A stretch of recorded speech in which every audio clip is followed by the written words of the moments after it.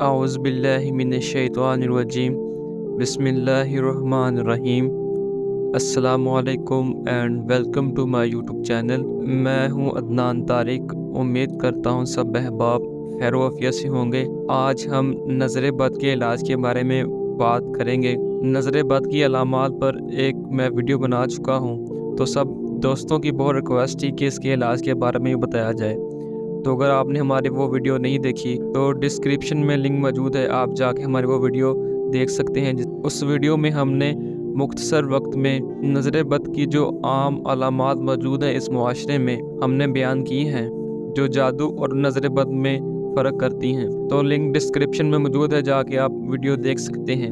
تو سب سے پہلے اگر آپ ہمارے چینل پہ نہیں ہیں تو چینل کو سبسکرائب کر لیں اور بیل آئیکن کو پریس کر لیں۔ کسی بچے یا کسی نوجوان کو یہ شک و شبہ ہو اور اس میں علامات پائی جاتی ہوں کہ اس سے نظر بد ہے، تو اس کے لیے جو مختصر وظیفہ قرآن پاک سے ہے، سورۃ القلم کی آیت نمبر 51 52 کو آپ پڑھیں۔ انشاءاللہ العزیز آپ کو جتنی بھی بری نظر ہوگی، چیلنج کے ساتھ میں آپ کو کہہ رہا ہوں کہ آپ کی نظر بد جتنی بھی سخت ہوگی وہ دور ہو جائے گی۔ سورہ قلم کی آیت نمبر 51 52 پڑھنے کا طریقہ کار یہ ہے کہ آپ نے اول آخر 11 دفعہ یا 9 دفعہ درود ابراہیمی پڑھ لینا ہے، اور اس کے بعد ان آیات کو 3 بار 7 بار یا 9 بار پڑھ کر دم کر لینا ہے، یا پانی کے اوپر دم کر لینا ہے، اور نظر بد والے بچے یا کسی نوجوان جس کو بھی نظر بد ہے اس کو پلا دیں۔ انشاءاللہ العزیز نظر بد دور ہو جائے گی۔